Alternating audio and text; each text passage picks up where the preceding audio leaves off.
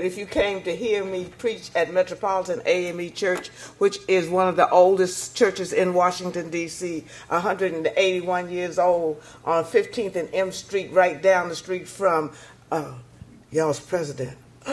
Ooh, okay. Now, I'm going to tell y'all something. I'm a D.C. girl. I have 4 generations in Washington, D.C. I'm not a musician, incidentally. I've worked with musicians for nearly 50 years. I worked for James Brown, and I worked for Ray Charles. Let me just tell you that I'm a cosmetologist by trade. Being a cosmetologist was an interesting career for me, because if you all know anything about music and musicians and black musicians as a whole, you know our musicians wore what we call a process. And that process was almost like a conk, because at that time we didn't know who we were, and we was trying to figure out whether we should have straight hair or nappy hair. And so I decided to just have nappy hair and let it go at that. I learned to do hair, and I was pretty good at it. And James wore this great big pompadour. Y'all remember that? It was way up there. Well, I was the girl that did the comb up. There were many barbershops in Washington, D.C. And Square John actually really did his hair. And he wanted Square to go on the road with him, and Square didn't want to go, so he said, this girl right here is good at what she does, so take her with you. And I asked my mama, and she said, yeah. And so I worked with him, and then I worked and I did the Raylettes. I learned a lot while I was on the road. I learned that musicians just loved music so much that they did not think about their health. They loved the music, and they loved to play, and they would play all night long. Ask Billie Holiday. It came to me when I came home after being on the road with James for 2 years, and he was an interesting character, I'll tell you that. As brilliant as he was, because he was the first black man to own a radio station, WEBB in Baltimore. So having that experience, I came home and I started really thinking about that, and I said, these guys really love this music, and I'm not sure that people really love them. They love their music because they like to pat their feet to the beat, and they don't care about the musician itself. And I thought to myself, these guys are David Fathead Newman and all these guys, they had what we call a Jones back in the day. Y'all know what a Jones is? It's that thing that you do right there. And so I knew that they had a need. These men and women had a need for health care. And having that need, it came to me that we needed an association or an organization to help, to talk to them, to educate. Did you all know I graduated from Cardozo Senior High School, and that's the high school that Marvin Gaye attended? We were in a choir together. Mr. William Finley was our music teacher, and he was an interesting cat, brilliant, but he got hooked up on that thing. And he needed health care. He needed help. And so having done that, I've been doing this now for 20 years, and I heard the brother say you get worn out because you work real hard. And it's thankless because nobody cares until they need some help, and they come to you and ask you for help. Did you all know I have a drummer right now? Incidentally, Wayne Kahn is back there. Wayne Kahn, that's my buddy. He's a D.C. legendary musician. Moshe Snowden was one of the best horn players. Watch out, y'all. And James Cunningham. Not only is he our engineer, but he also is a bass man.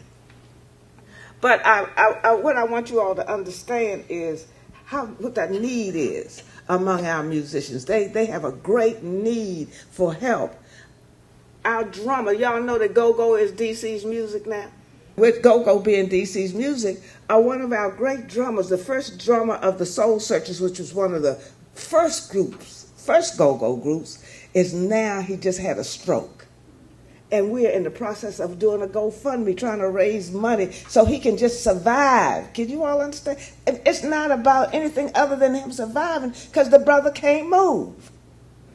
And so we've done that over the years. We've raised dollars for not just him, Lil Royal, who needed money to be buried, and people like Chuck Brown. There's a great need.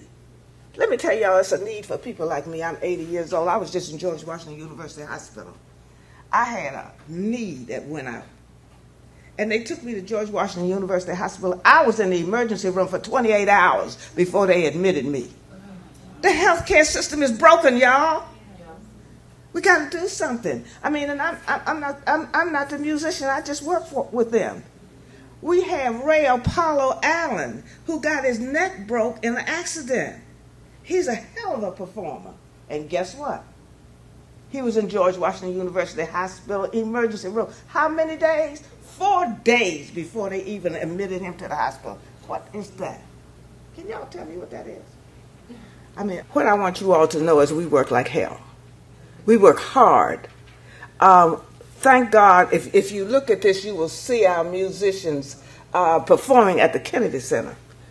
We've been working with the Kennedy Center now for almost 10 years, bringing in young musicians who might not, or musicians period, who might not be able, would have that on their resume. And so we do performances on the Millennium Stage. On the 27th of December, we did the DC Symphony and the Motown Sound. And we packed them in. We had 2,500 people in the house, 19,000 people online. But guess what? The Kennedy Center paid us. Did I tell y'all that we wasn't funded? Did I tell y'all that?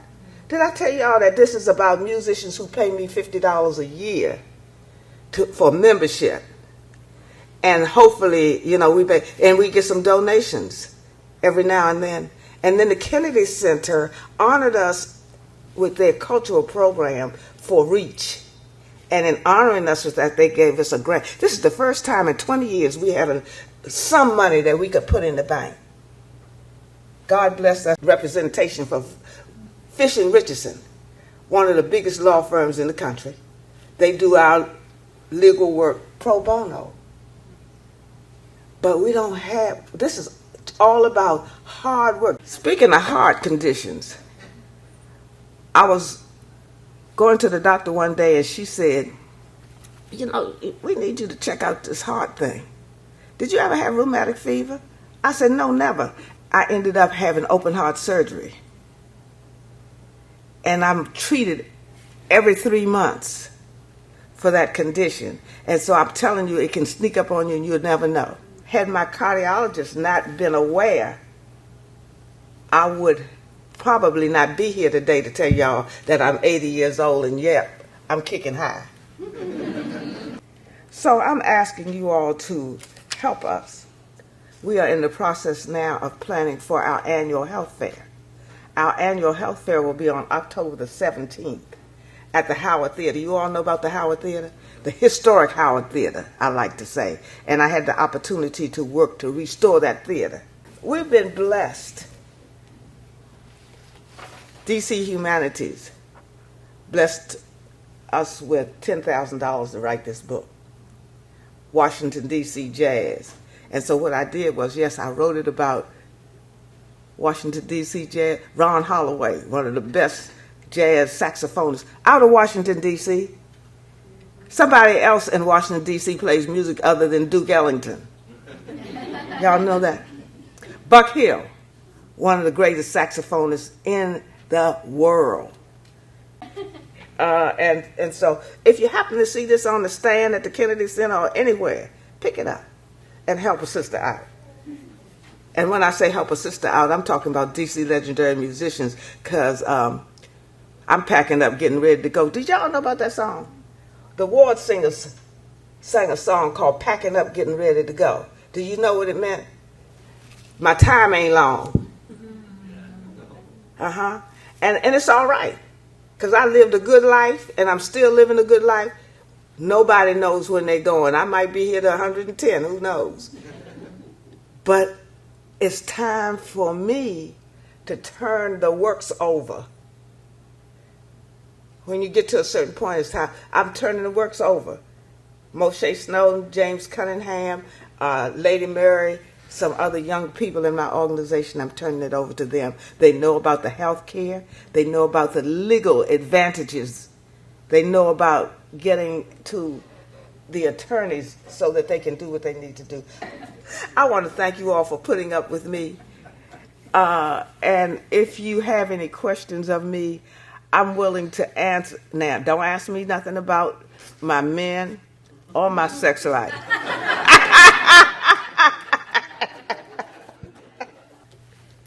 Yes, ma'am. Quick question. Thank you for that. Tell me a little bit more about your health fair and what you do at the health fair. Well, the health fairs that we have had have been a real blessing because we've been able to do it. We did it, some of it through music care.